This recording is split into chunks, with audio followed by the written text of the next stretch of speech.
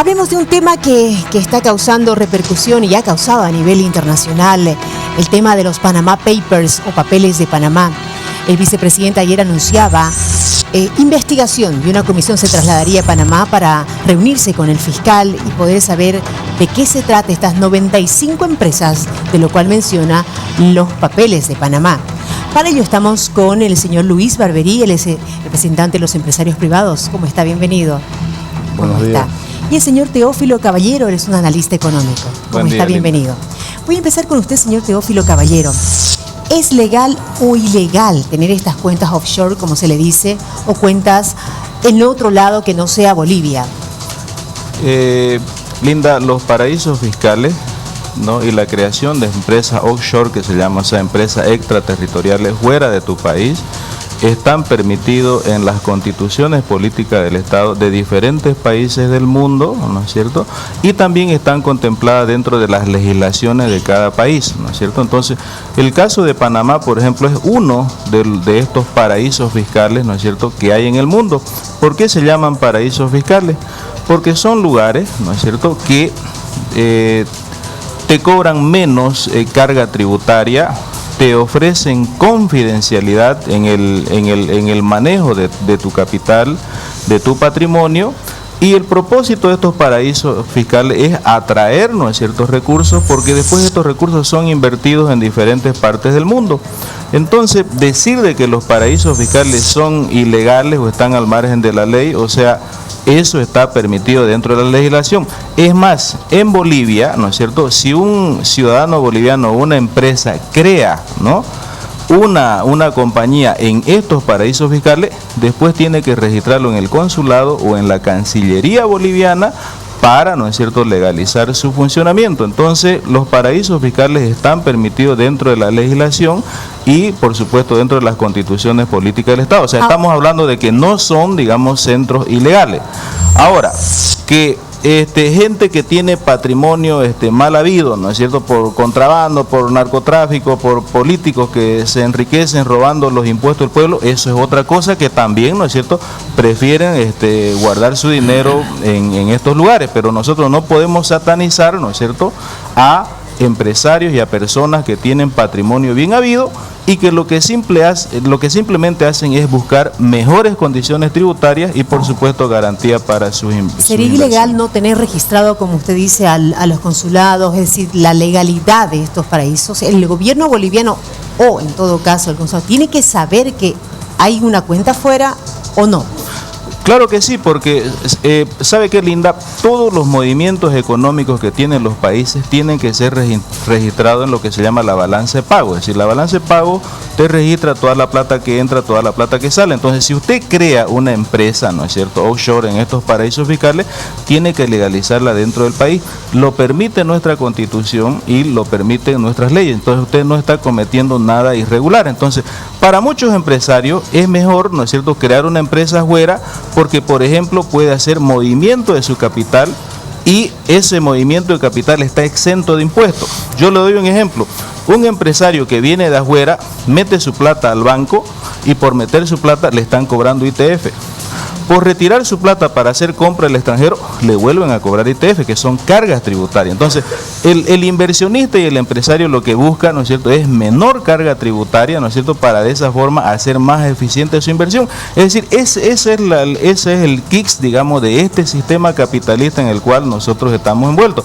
Pero aclaramos, estamos hablando, digamos, del lado positivo, pero también hay, ¿no es cierto?, la gente que tiene patrimonio mal habido, ¿no es cierto?, de que busca estos lugares porque obviamente le ofrecen también confidencialidad independientemente de la rentabilidad o la carga tributaria que ellos puedan tener. Perfecto, luego aclarado este panorama económico y asentar las ideas, el señor Luis Barberí, ¿cómo recibe el anuncio del vicepresidente de esta investigación a estas 95 empresas que salen en los Panama Papers? Bueno, creo que los estados, los países están con todo el derecho y con la potestad de iniciar cualquier tipo de investigaciones económicas para llegar a determinar si es que hay o no hay algún hecho que esté reñido con la ley, con la legislación boliviana en este caso. Entonces, no veo en absoluto que haya nada que no sea normal en una declaración de ese tipo. Ahora, el tema viene con que por falta de información se ha empezado a entender de que este tipo de inversiones, de manejos, son ilegales. Y yo creo que es importante tomar nota de algo que los mismos investigadores que han dado lugar han revelado esta información, que es el Consorcio Internacional de Periodistas Investigadores. Más de 300 periodistas, imagínense. Ellos dicen, hay usos absolutamente legítimos de empresas offshore, fundaciones y fideicomisos.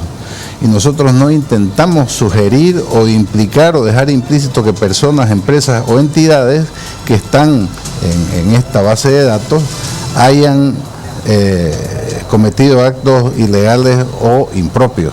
O sea que hay una aclaración, al entrar a la página, hay una aclaración precisamente en ese sentido, porque se parte del principio de que se tiene que presumir la inocencia, ¿no? Ahora, como bien se dijo, el rumbo que tome ya el manejo de estas empresas ya depende de cada propietario, de cada responsable de ellas. Ahora, bueno, dicen que a veces estas situaciones sirven de repente para politizar ciertas cosas. ¿Hay una carga de politización en estos anuncios que se hace o no? Se puede, como dije, manejar el tema constructivamente, ¿no es cierto? Y partir de que es un hecho totalmente lícito, legal, legítimo. Y también se puede actuar con suspicacia y un poco con el escenario de que, bueno, la gente ha sido un poco mal informada, y bueno, tratar de curarse en sano y bueno, hacer conocer que bueno, se van a realizar ese tipo de investigaciones. Tras el anuncio de las 95 empresas, ¿qué dice el empresariado? ¿Se reunieron? ¿Hay emergencia? ¿Están expectantes lo que pueda sacar o arrojar esta investigación que anuncia el gobierno? No, porque no es un tema, digamos, que fuera de lo que se conoce tenga otra connotación, o sea, es responsabilidad de cada empresario, ¿no es cierto? No afecta a la institucionalidad empresarial ni a las empresas que no están en esa lista en particular, y los que están en esa lista de manera legal, legítima y sin ningún tipo de irregularidades, pues no tienen por qué preocuparse de nada, ¿no? Así es. Para concluir, señor Teófilo, sus puntualizaciones, ¿qué podría pasar tras una investigación de una comisión que puede pasar en Bolivia?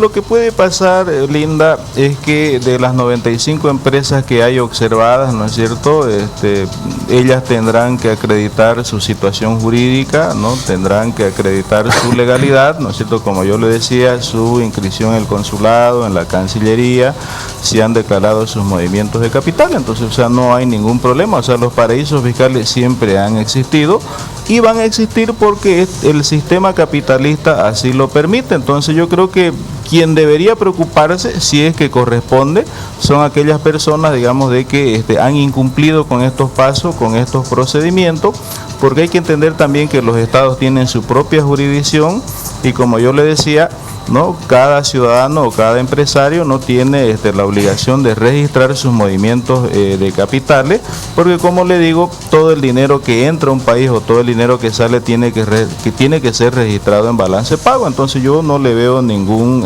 problema en esta investigación. Lo que pasa es que se está satanizando este asunto. Correcto. Y los medios tenemos que ser responsables también de informar y dar la orientación a la población, de decir que no hay que satanizar las cosas, hay que investigar. Bueno, como decimos acá, el que está legal, pues está legal, no hay por dónde perderse, ¿no es cierto? Así.